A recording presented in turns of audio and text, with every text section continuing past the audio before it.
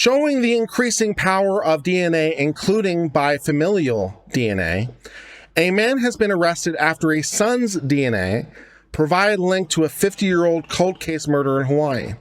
So this is obviously of increased interest after the whole Golden State Killer. As many of you might recall, the Golden State Killer was captured because one of his relatives had their DNA inside of one of the databases for like 23andMe that the police had access to.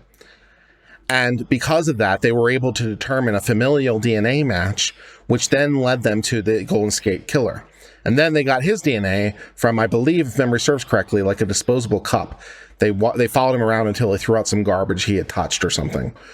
And so that was the use of familial DNA. And in a similar case, to some degree, a man has been arrested and charged after his son's DNA provided a link to a 50-year-old cold case. So going to show how DNA is being used in the modern world to cure and solve cold case crimes. So let's go ahead and get started with this.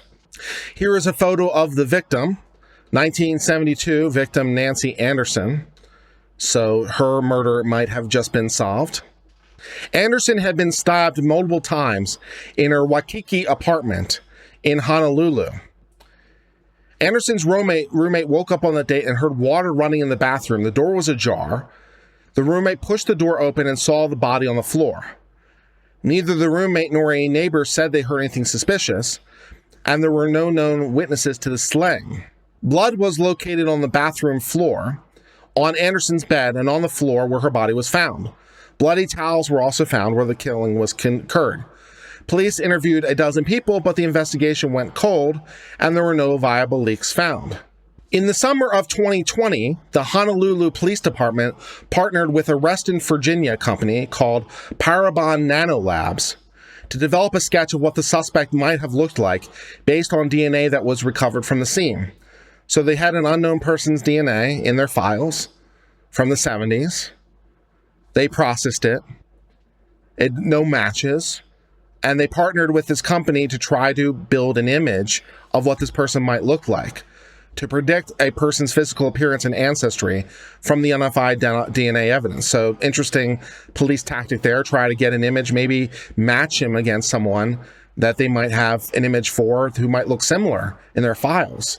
Using the DNA evidence that was recovered from the investigation in the 70s, Parabon produced trait prediction for a person of interest. Individual predictions were made for ancestry, eye color, hair color, skin color, freckling, and shape.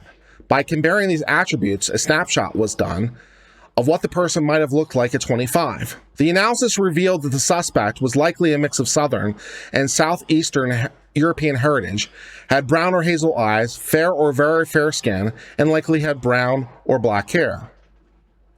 And here is a picture of what the DNA evidence profile suggested the person might have looked like at the time. Now, of course, they don't know the person's age, but they're making an intelligent guess, right? They're guessing the person's of roughly the same age of the victim. You know, it was one of her friends or associates or something like that, which is a reasonable assumption. So they're like, okay, let's pretend this guy who did it is of the same age. What would he look like? Here's what they came up with.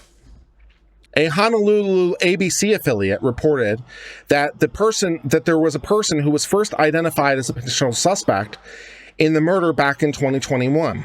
They then say that the authorities obtained DNA from the suspect's son, which then became a familial match.